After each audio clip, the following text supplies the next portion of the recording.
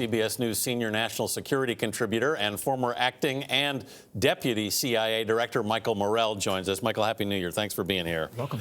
You heard Ian Lee in his report pose the question, is this the beginning of the end of U.S. military presence in Iraq? How bad is this situation? So the attack on the embassy was bad, but now this has moved to the Iraqi parliament, where it could be even worse. Worse how? Because there's going to be a debate in the Iraqi parliament about whether the U.S. military should go home or not. That was the deal to get the protesters to withdraw.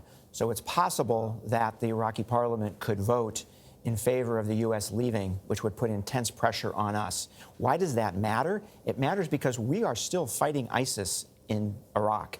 And it would be akin to the U.S. pulling out in 2011, which gave al-Qaeda in Iraq, which ultimately became ISIS, a big boost. So we could see that whole thing play out again. Well, at present, far from leaving, more U.S. troops are actually entering the region. So as we see this cycle of violence between the U.S. and Iranian-backed factions, where could this take us? What's next? So it could take us one place, right, which is the withdrawal from Iraq, which would be bad. The other place it could take us is an escalatory spiral with the Iranians that could lead to war. Right? I mean, this was an attack by Iranian proxies on the U.S., which resulted in the death of an American. We responded to that, not in the smartest way, but we responded to that. If the Iranians are going to continue to do this. They're going to continue to put pressure on us.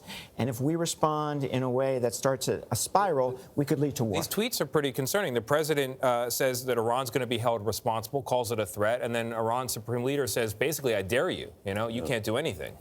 So at the end of the day, the Iranians wanted us to respond the way we did. They wanted us to attack those targets in Iraq because they knew what their response would be, which would be an Iraqi protest against the embassy and the Iraqi government allowing it to happen. The mistake we made here was doing the follow-up attacks in Iraq rather than just in Syria. Yeah. To our adversaries, does it appear that President Trump is vulnerable right now when you look at him facing impeachment and an election? I think the Iranians are going to continue putting this pressure on us no matter what, right? No matter impeachment, no matter election.